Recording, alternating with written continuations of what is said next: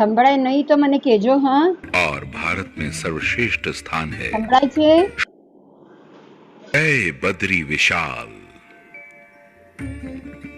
संपूर्ण पृथ्वी लोक में सर्वश्रेष्ठ स्थान है भारत, और भारत में सर्वश्रेष्ठ स्थान है श्री बद्री धाम, जहां पर स्वयं श्री नारायण हर पल हर घड़ी विराजमान रहते हैं। संपूर्ण सृष्टि में श्री नारायण का प्रिय स्थान और प्राणी को मोक्ष पाने का एकमात्र स्थान श्री बद्री धाम।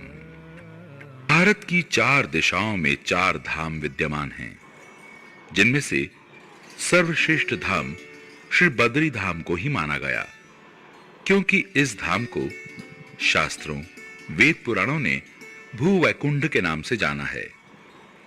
ये धाम आदि अनादि है।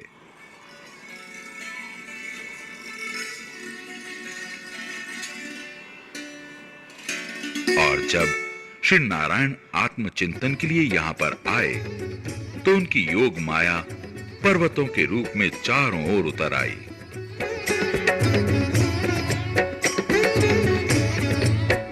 एक भैरवी चक्र आकाश में, एक भैरवी चक्र पृथ्वी के नीचे स्थित हो गया, और जहां पर स्वयं श्री नारायण विराजमान होते हैं वो स्थान वैकुंठ बन जाता है।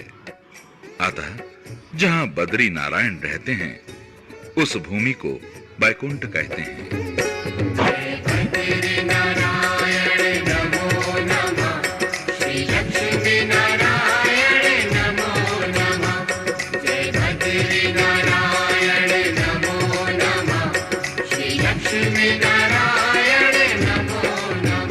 जहाँ बद्री नारायण रहते हैं उस भूमि को वैकुंठ कहते हैं।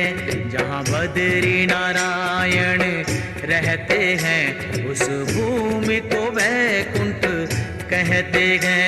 ये मोक्षदायिनी भूमि है, ये पतित पावनी भूमि है।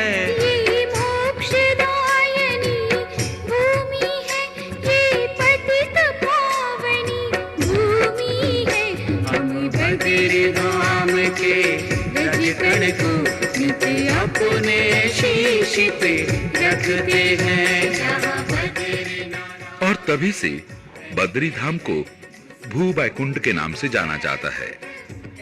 इतना ही नहीं, बल्कि यहाँ पर रहने वाला हर प्राणी भी विष्णु रूप हो जाता है। इस भूमि पर रहने वाला हर जीव साधक नहीं बल्कि सिद्ध होता है। दुनिया में किया हुआ हर पाप श्री बद्री धाम आकर धुल जाता है। नारायण की नगरी गए ये, जग कल्याणी नगरी गए ये, अलकनंदा धारणी नगरी। जहाँ पाप सभी के कटते हैं उस भूमि को वैकुंठ कहते हैं। यात्री श्री बद्री धाम की यात्रा बस के द्वारा या अपने वाहनों के द्वारा रास्ते में सुंदर घाटियों, सुंदर रास्तों से होकर प्रकृति के सौंदर्य का आनंद लेते हुए श्री बद्री धाम पहुंचते हैं। और बद्री धाम में पहुंचकर सबसे पहले अपने पुरोहितों से मिलकर रहने की व्यवस्था करते हैं। दूसरे दिन तप्त कुंड में स्नान आदि करते हैं। ये तप्त कुंड पंचशिलाओं के मध्य है। यहां पर गर्म जल का कुंड है। ये गर्म जल भगवान बद्री विशाल के चरणों से आता है। भगवान का अद्भुत करिश्मा देखो। एक तरफ इतना गर्म जल कि हाथ नहीं लगाया जाता, और दूसरी ओर मां अलकनंदा का इतना ठंडा जल कि हाथ डुबोया नहीं जाता। सच पूछिए, दोनों जल प्रभु के चरणों से ही निकलते हैं। Welcome to the 3rd episode of IKEA Home Stories. Today, we are in Mumbai outside Shaily's apartment, and we are here to give Shaily her dream kitchen. So come, let's have a look at her story.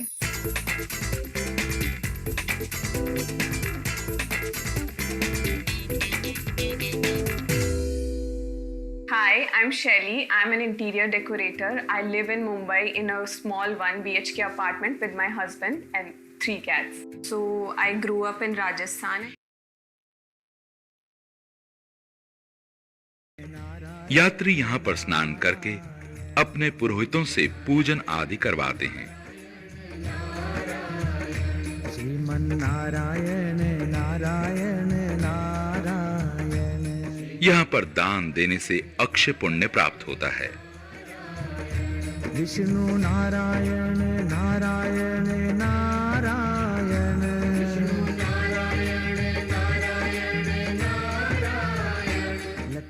यात्रीगण दान दक्षिणा से निवृत्त होकर मां अलकनंदा के दर्शन के लिए जाते हैं। ये नारद शिला है। यहाँ पर यात्री स्नान करके प्रणाम एवं आचमन करते हैं। यहाँ पर गरुड़ शिला के नीचे भगवान बद्री विशाल के लिए चंदन घिसकर तैयार करते हैं। तप्त कुंड के ऊपर गरुड़ शिला के पास भगवान आदि केदारेश्वर का मंदिर है।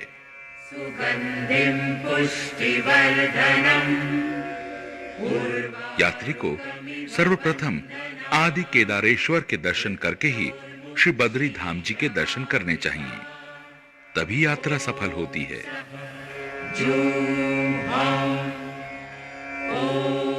भगवान आदि केदारेश्वर के दर्शनों के बाद यात्री प्रसाद की दुकान पर पहुंचते हैं और अपनी श्रद्धा के अनुसार प्रसाद की थाली माला लेकर जाते हैं। यहाँ पर तुलसी की माला या फिर हिमालय के फूलों की माला चढ़ती है। इस माला की विशेषता यह है कि ये कभी मुरझाती नहीं और हमेशा ताजी दिखाई देती है। भगवान बद्री विशाल की पूजा अर्चना अभिषेक आदि का अधिकार केवल केरल के नंबूदरी परिवार के ब्राह्मण को ही होता है। ये ब्राह्मण बाल ब्रह्मचारी होते हैं, अतः ये भगवान बद्री विशाल के प्रधान पुजारी हैं। इन्हें रावल जी कहते हैं। नारायण श्री नारायण। श्री रावल जी जब भी भगवान बद्री विशाल की पूजा अर्चना या भोग लगाने के लिए जाते हैं, इन्हें उतनी ही बार स्नान करना पड़ता है। अतः जब भी रावल जी भगवान की पूजा के लिए जाते हैं, इन्हें बड़े सम्मान के साथ लेकर जाते हैं। रावल जी के सम्मान में इनके आगे एक स्वर्ण की छड़ी लेकर चलते हैं। श्री रावल जी को उस समय कोई भी नहीं छू सकता, इस बात का बड़ा ही ध्यान रखा जाता है। आइए हम भी इनके साथ चलकर भगवान के दर्शन करके आरती का आनंद लेते हैं।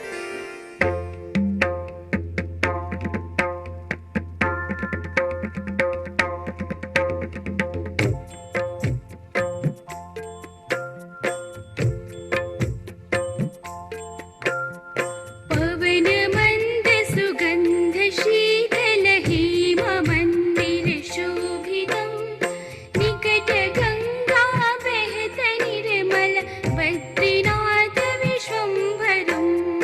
पवन मंद सुगंध शीतल हेम मंदिर शोभितम् निकट गंगा बहत निर्मल बद्रीनाथ विश्वम्भरम्।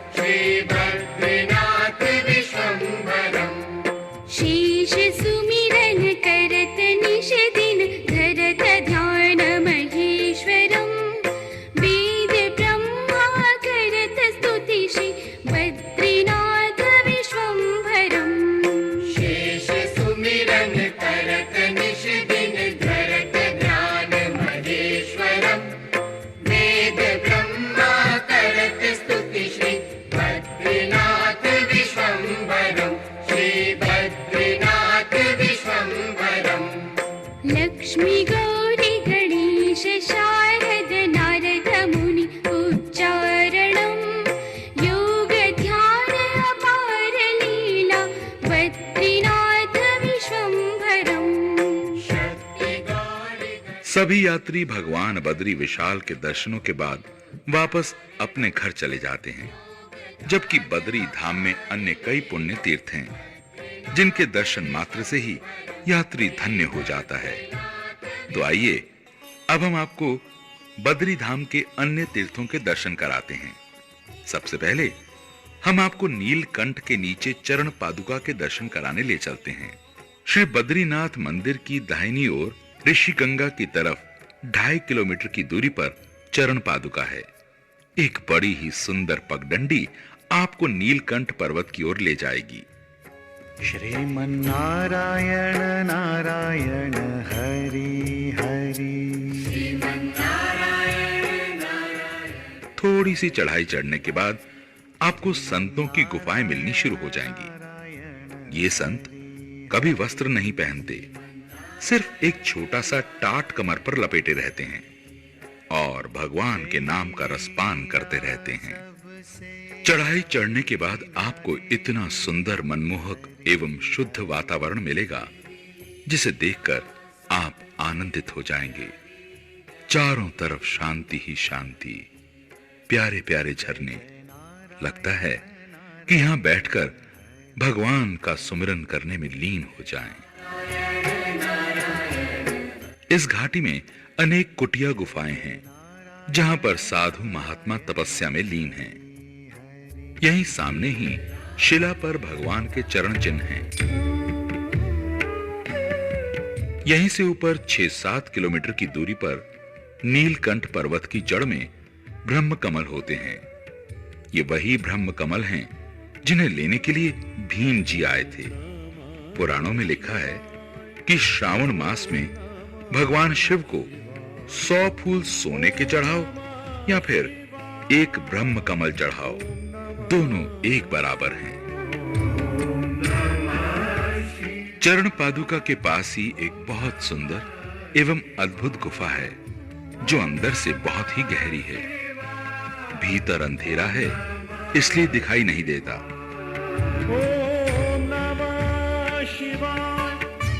ये गुफा आधुनिक है। ये भारती बाबा जी 12 महीने श्री बद्री धाम में ही रहते हैं। सामने ऋषिगंगा के पास एक शिला है। इस शिला को लीला ढुंग के नाम से जाना जाता है। यहां पर भगवान नारायण ने बालक बनकर लीला रची थी, इसलिए इस शिला को लीला ढुंग के नाम से जाना जाता है।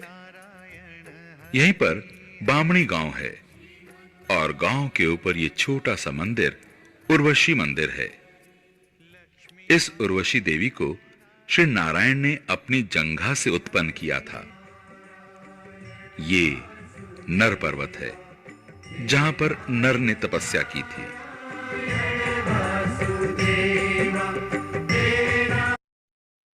Money is what my father said. It's like a loaded gun or like a grenade that the pin is. ये नारायण पर्वत है। यहाँ पर नारायण ने तपस्या की थी, अतः मंदिर भी नारायण पर्वत पर स्थित है। बसा हिमालय पर उत्तर में पावन बद्रीनाथ, नारायण ने यही तपस्या की थी नर के साथ। नर नारायण भगवान के 24 अवतारों में से चौथे अवतार हैं और ये अवतार जन कल्याण हेतु तपस्वी का रूप धरकर आए। अतः द्वापर में यही नर और नारायण श्री कृष्ण और अर्जुन बनकर आए। प्रिय भक्तों, अब हम आपको एक दिव्य तीर्थ के दर्शन कराते हैं। यह तीर्थ ब्रह्म कपाल के नाम से जाना जाता है। यहां पर यात्री अपने पितरों को तर्पण व पिंडदान करते हैं। यहां पर पिंडदान करने से 7 पीढ़ियों तक के पितृ तृप्त हो जाते हैं। अतः यहां पर पिंड प्रदान करने के बाद मनुष्य को फिर कभी पिंडदान नहीं करना पड़ता। इस तीर्थ की कथा इस प्रकार है। जब भगवान शिव ने ब्रह्मा जी का 5वां शीश काट दिया था तो भगवान शिव को ब्रह्म हत्या का पाप लग गया था और ब्रह्मा जी का शीश शिव के हाथों पर चिपक गया।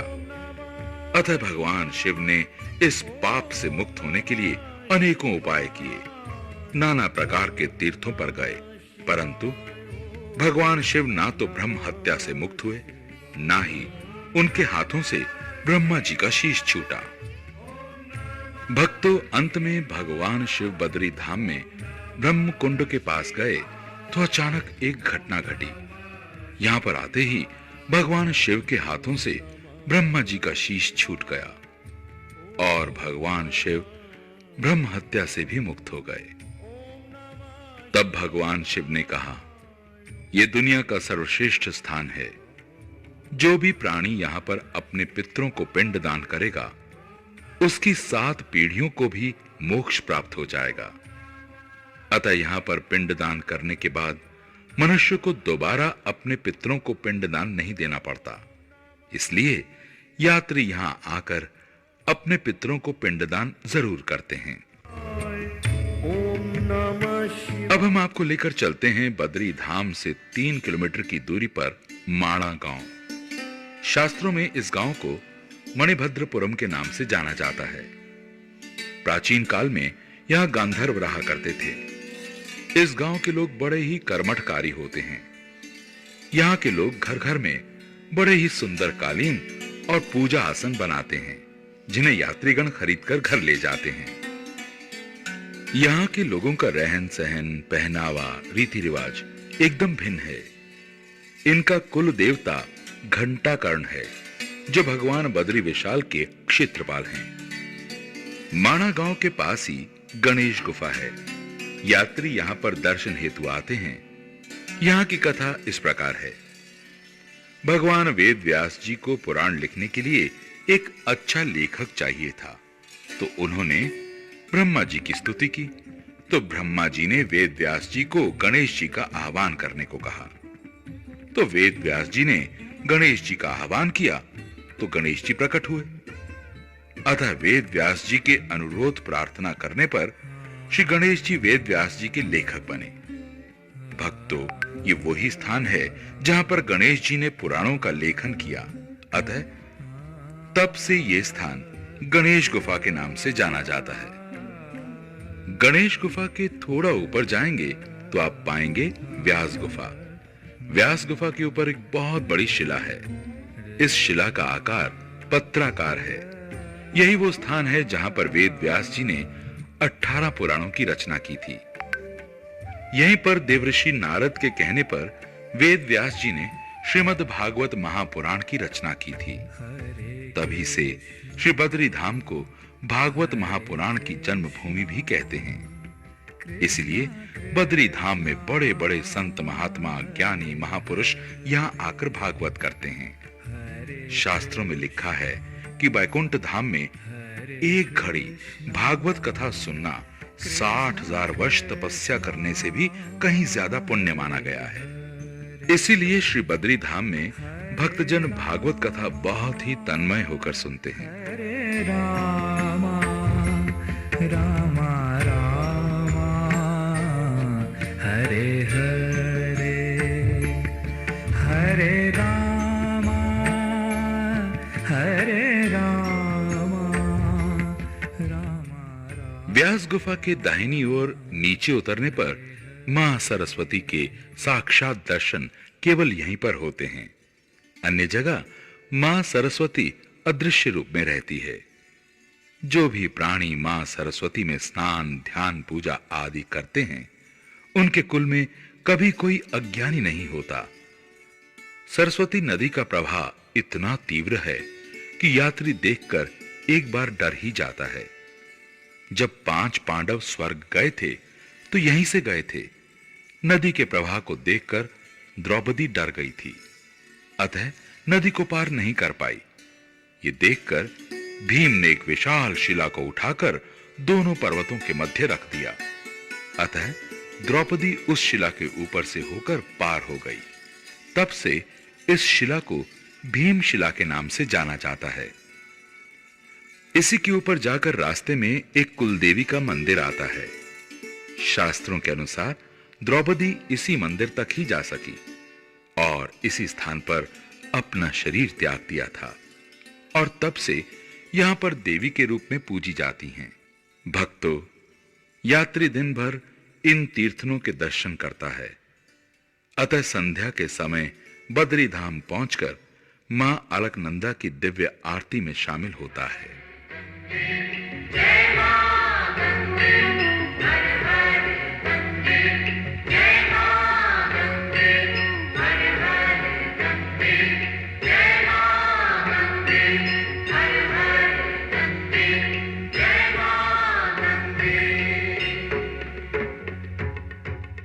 मां अलकनंदा की आरती के बाद यात्री मंदिर की संध्याकालीन पूजा व शयन आरती में शामिल होकर अपनी यात्रा सफल करता है।